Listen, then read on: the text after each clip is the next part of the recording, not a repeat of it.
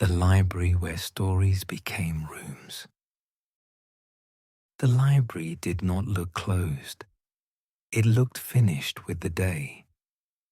There's a difference. Closed places feel locked. Finished places feel like they've exhaled. Outside, the city had loosened its grip on motion. Traffic thinned, storefronts dimmed. The last few people who still had places to be walked with quieter steps, as if the night asked for softer shoes. The library door opened with a gentle weight. Not creaky, not dramatic. Just a heavy door, moving the way a heavy door moves when it is used often and treated well.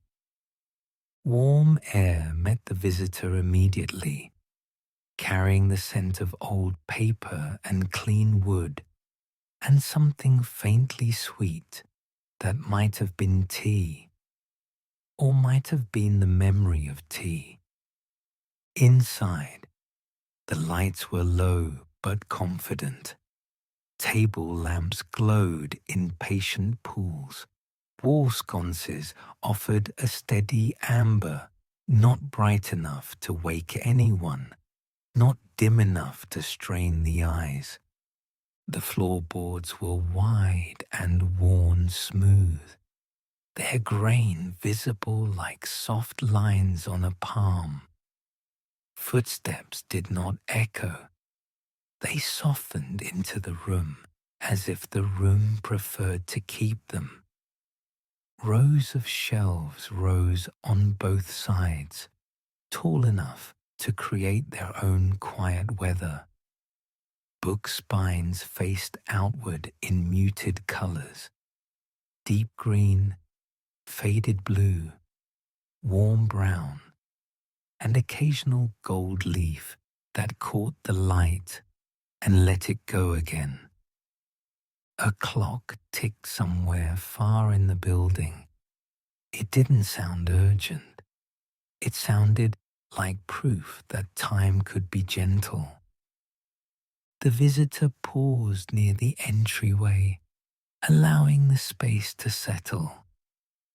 Sometimes entering a place like this isn't about walking. It's about arriving.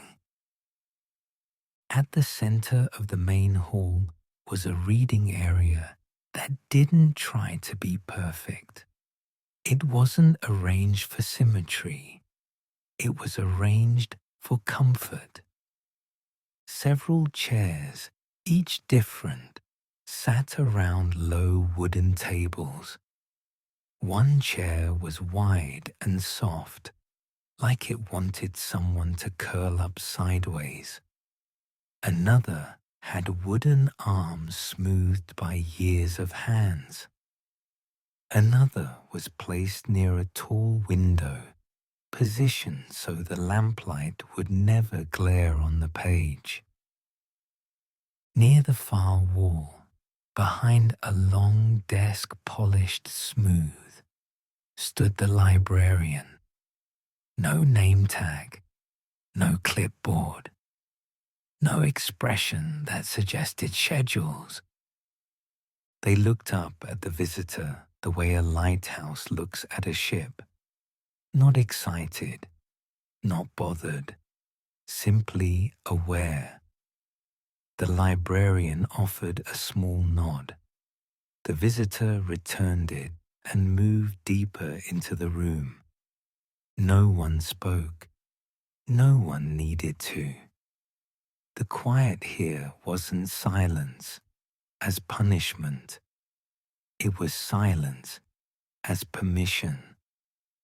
The visitor chose a chair near the center, one upholstered in fabric the color of dusk.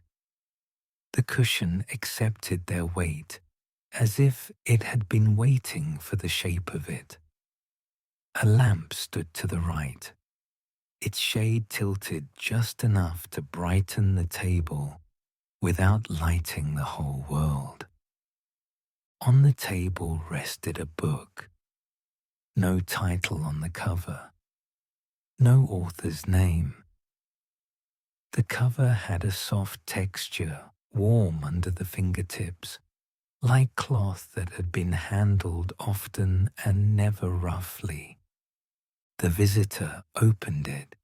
The pages made a sound like a soft sigh. The text inside was spacious, each line given room to breathe, each paragraph separated as if the book understood the rhythm of reading slowly. The visitor began, not quickly, not trying to get through anything, just reading. At first, nothing changed. The library remained a library. The clock ticked. The lamps glowed. The shelves stood like steady walls. But slowly, so slowly it could have been imagination. The air shifted. It cooled by a degree. Not cold, just cooler, like evening leaning closer. The lamp's light warmed slightly, not brighter, just gentler at the edges. And then a sound appeared, delicate and consistent. Tap, tap, tap. Rain. Not on the roof, not close. Rain somewhere beyond the walls, like the memory of rain falling on stone streets. The visitor kept reading, letting the sound exist without needing to locate it. The tall window near the reading area fogged faintly at the corners. The glass did not cloud completely. It softened, as if a hand had breathed near it.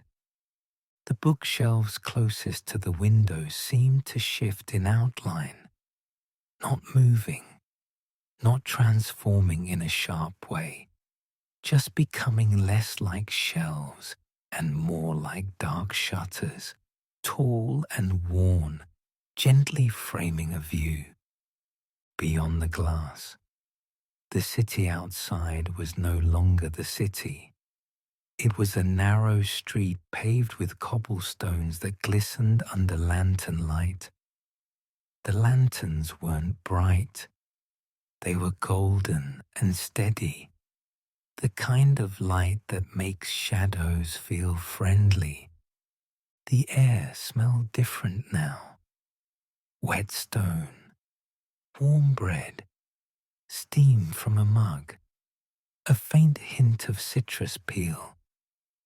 The visitor turned a page. The page turned like paper, but the room responded like a dream. Footsteps passed outside, slow and distant. A soft laugh drifted once, then faded like it was being carried away by rain. No one approached the window. No one knocked. The village beyond the glass was not interested in the visitor.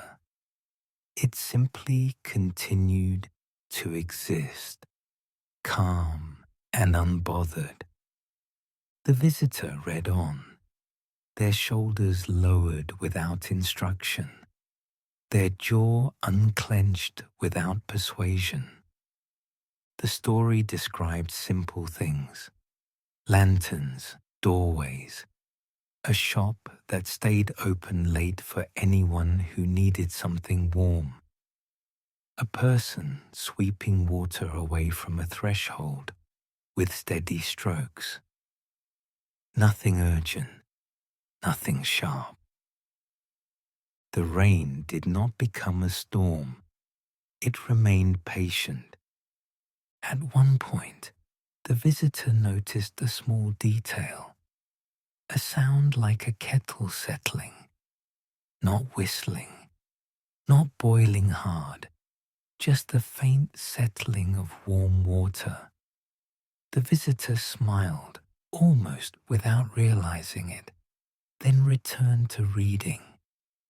As the story reached a natural pause, the visitor's fingers rested on the edge of the page. They closed the book gently. The rain softened. Lantern light dimmed.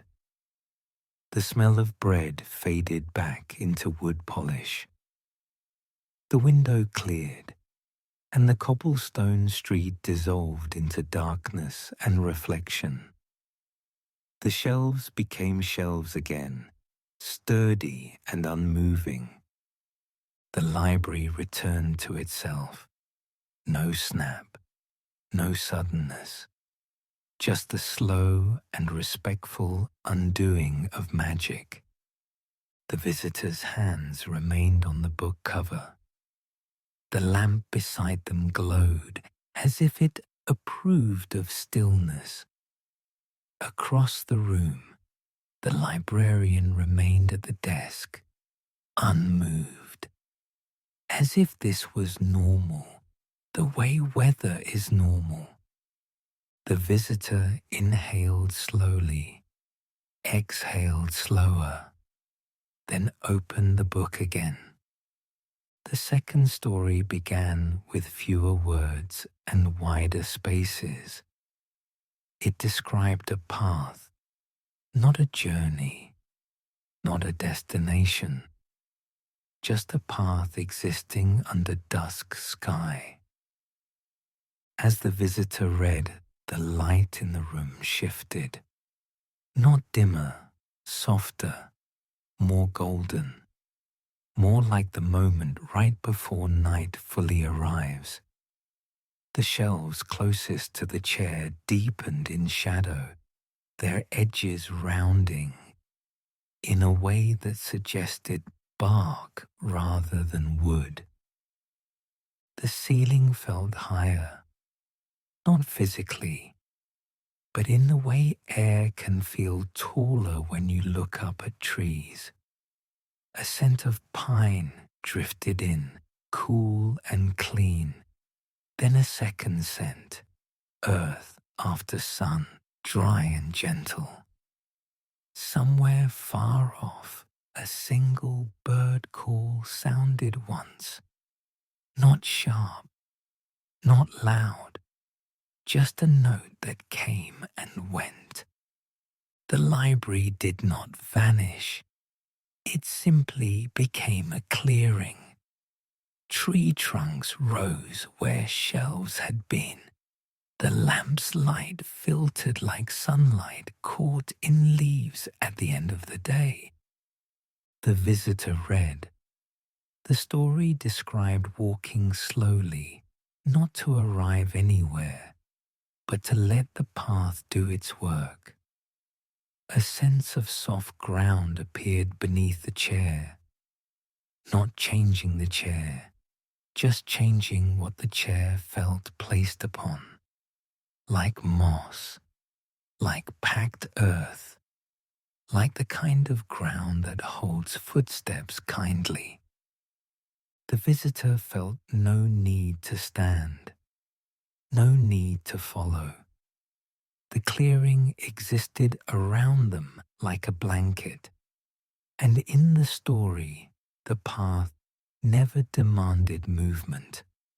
It offered it. The visitor read until the words thinned into a pause. Then they closed the book. The forest lingered for a breath, a longer breath, then softened into shelves and lamps again.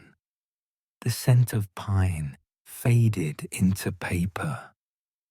The ceiling returned to its quiet height. The clock ticked again, gentle as ever.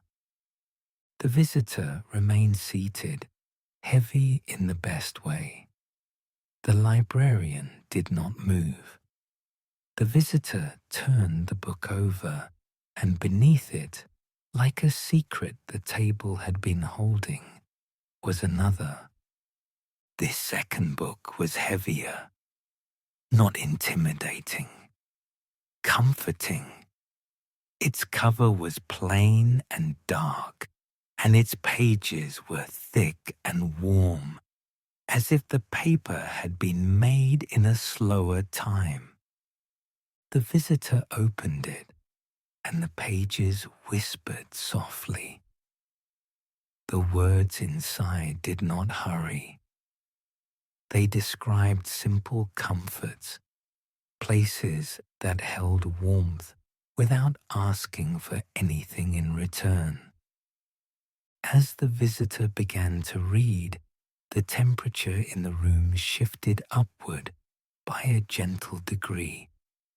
The lamp flickered once, not like failing electricity, like candlelight remembering itself. A glow appeared near the far wall.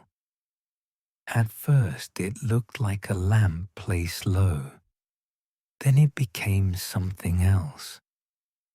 A hearth, stone, dark and solid, forming slowly where nothing had been before. Inside it, firelight moved lazily. No crackle, no pop, just a steady flicker, as if the flames were being polite. The visitor kept reading. The tall window softened again, but this time it did not fog. It brightened with pale light. Snow pressed against the glass, silent and constant. Not blowing, not swirling, just falling, slowly, like the sky was emptying itself in careful handfuls. Sound in the room softened. Even the clock felt farther away, wrapped in the hush that snow brings. A blanket rested across the visitor's legs. It did not appear with a flourish. It simply existed, like it had always been waiting for the right moment to be noticed. The visitor read, and the story described a cabin that didn't belong to anyone in particular. A place built not for ownership, but for rest. A place where a kettle sat ready, and a chair waited near the fire, and the world outside could be as cold as it wanted, without changing the warmth inside. The fire in the hearth did not demand attention. It offered it softly. The visitor felt their breathing slow. The story described small details: wood stacked neatly, a rug near the hearth, the faint scent of cedar, a mug warmed by hands. No plot, no problem, just presence. The visitor turned a page. The snow against the window continued to fall, quiet as dust. Somewhere in the cabin story, a door clicked gently shut, and the sound was comforting rather than final. The visitor's shoulders settled deeper into the chair. The chair held them like it had practiced. The visitor kept reading until the words blurred slightly, not from strain, but from softness. Then they paused, letting their eyes rest on the open page. A moment passed, then another. The visitor closed the book gently. The fire dimmed. Snow light softened. The blanket remained a heartbeat longer, then became simply the weight of calm. The hearth returned to an ordinary wall. The window returned to a window reflecting lamplight and shelves. The library returned unbothered. The visitor did not stand. They rested a hand on the book cover, feeling its warmth fade slowly. The librarian, still behind the desk, turned a page in their own book. The sound was barely there. The visitor opened the book again, because there was no rush to stop and no pressure to continue. This next story began differently. It did not describe a place. It described a sound, a low, steady rhythm, a rolling hush. The visitor read, and the air shifted. Not colder, not warmer, fresher. A faint trace of salt moved through the room. The lamp's light widened, spreading softly as if the space itself had gotten bigger. The walls felt farther away, not disappearing, just giving distance. The ceiling darkened into a deep, velvety shadow, not empty, but spacious.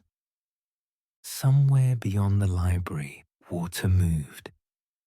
Waves, slow and unhurried, not close, not loud, like a heartbeat in the distance. The visitor read. The story described a coast, remembered rather than visited. A wooden porch warmed by sun earlier in the day. A railing smooth beneath resting hands. A breeze that cooled without chilling.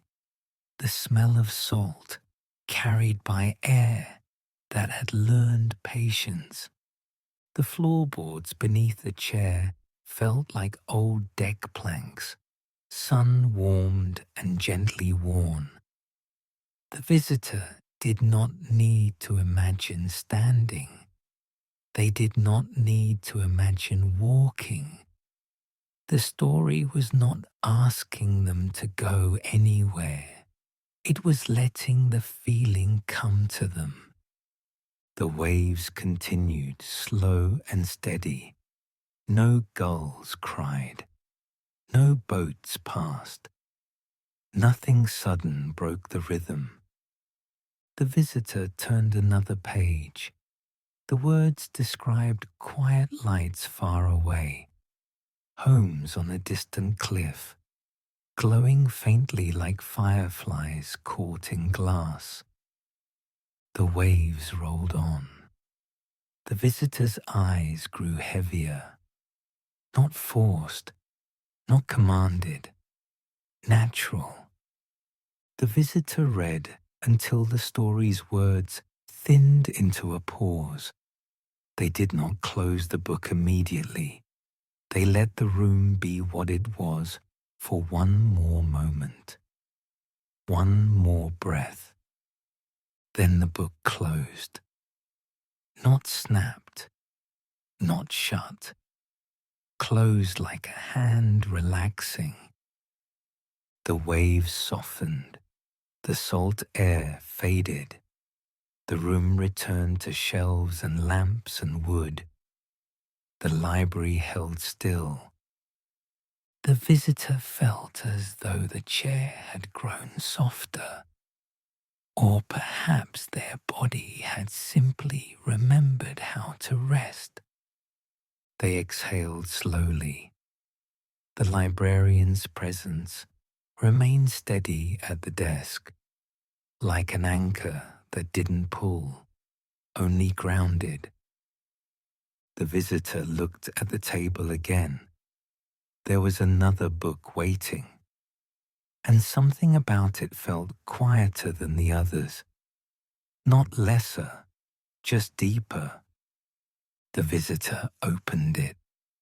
The final book's pages were thinner, the words were fewer, the spaces between paragraphs were wider, as if the book was designed to leave room for the mind to drift without losing its place.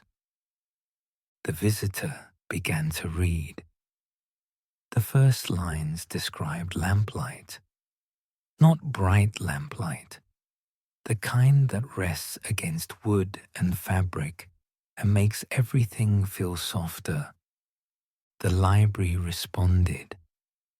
The lamp beside the visitor dimmed a fraction, warming into gold. The edges of the room blurred slightly, not in a dizzy way, but in a gentle way like eyes relaxing. The clock's ticking softened, as if the sound had moved farther away without actually traveling. The story described a room inside a room, a quiet chamber designed not for learning, but for easing. The visitor read, and the library's main hall seemed to widen. The shelves felt farther apart. The aisles became longer, like corridors in a calm old building. The smell of paper remained, but beneath it was a faint trace of lavender, barely there, mixed with cedar and clean air. The visitor turned a page. The story described a stairway, not a dramatic staircase, a simple one, carpeted, with a handrail smooth from years of use. As the visitor read, the library offered the suggestion of that stairway nearby, not appearing fully, just a presence, an invitation that did not require being accepted. The visitor stayed in the chair, and that was enough. The story described quiet footsteps that never hurried. It described a door that opened without a squeak, a room beyond it, warm and dim and safe, with a single chair facing a window. The library responded. The window in the real room deepened, becoming more than a window. It became a view, not a scene, a feeling, a night sky, calm and clear, with clouds drifting slowly like sleepy thoughts passing through the mind. The visitor read. The story described the way night holds the world without asking it to perform, the way street lights soften, the way distant sounds become gentle, the way the body becomes heavier, not because it's failing, but because it's finally allowed to. The visitor's breathing slowed. The book's words did not try to convince, they simply described, and describing was enough. The visitor turned another page. The story described shelves, not bookshelves. Shelves that held folded blankets, small objects, a cup, a bowl, a tiny jar of honey. Simple things that belonged to no one and were meant for anyone. The library's shelves seemed to soften in response, their spines less distinct, their presence more like comfort than storage. The visitor felt their hands warm against the book. The words continued. They described a soft bell, once far away, not ringing sharply, but sounding like a gentle note to mark the passage of an hour. The library did not produce a bell. Instead, the air itself seemed to acknowledge the note. The visitor's eyes grew heavier. The story described sitting, not for long, not for short, just sitting until sitting became resting. The visitor's body felt as though it had been designed for this chair. The visitor turned another page. The story described a book inside the book. A smaller story held within a larger one. A story that, when read, did not transform the room into a place, but transformed it into quiet. As the visitor read those lines, the library shifted into something almost impossible to name. It remained a library. Shelves, lamps, wood, the faint scent of paper. But the feeling of the room became deeper, like stepping into warm water. Not hot, not cold, just perfectly neutral. The kind of feeling that tells the body it is safe enough to let go. The visitor's shoulders lowered another fraction. Their jaw unclenched. Their hands rested more heavily on the pages. The story described a slow closing of the day, a gentle dimming of thoughts, not forcing the mind to be blank, just letting thoughts drift to the edges where they could soften. The visitor read. The words described the librarian, not as a character with a plot, but as a presence. Someone who did not judge lateness. Someone who did not mind repetition. Someone who understood that some people came to books for stories, and some people came to books for rest. The visitor's eyes blurred slightly, then refocused. The visitor read. The book's words grew even wider in spacing, as if the book itself was speaking slower. The story described the way the library always stayed open for those who needed it, without making an announcement, without calling attention. Not open like a store, open like a hand. The visitor paused, a long pause, then continued.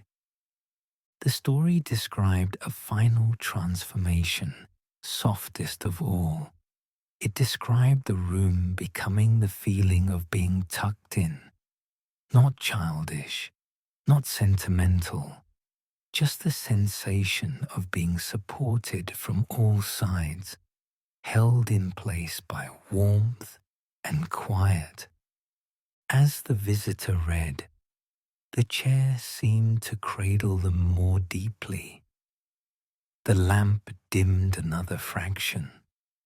The clock's ticking became a distant rhythm, more like a heartbeat than a measurement. The shelves seemed farther away, not leaving, just giving space. The visitor's breath slowed. In, out, longer out. The book's words described the end of a chapter, not with a cliffhanger, not with a lesson, but with a gentle closing of a door that did not lock. The visitor's eyes began to close for longer between blinks. The words remained on the page, patient. The story was not going anywhere. It would wait. The visitor read a few more lines, then their gaze softened. The book's final paragraph described something simple. A lamp left on low, a chair still warm, a library holding its breath in the kindest way. The visitor's hands rested on the open pages. They did not need to close the book immediately. They did not need to stand. They did not need to do anything except exist. And in that quiet, the magic of the library did what it always did.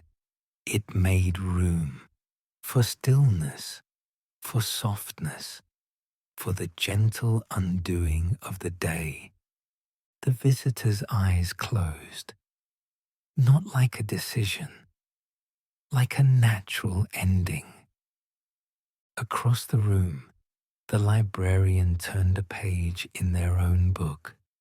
The sound was barely there, and the library remained quiet, warm, patient, ready to become any room that a story could build, and happy to be, for now, only itself.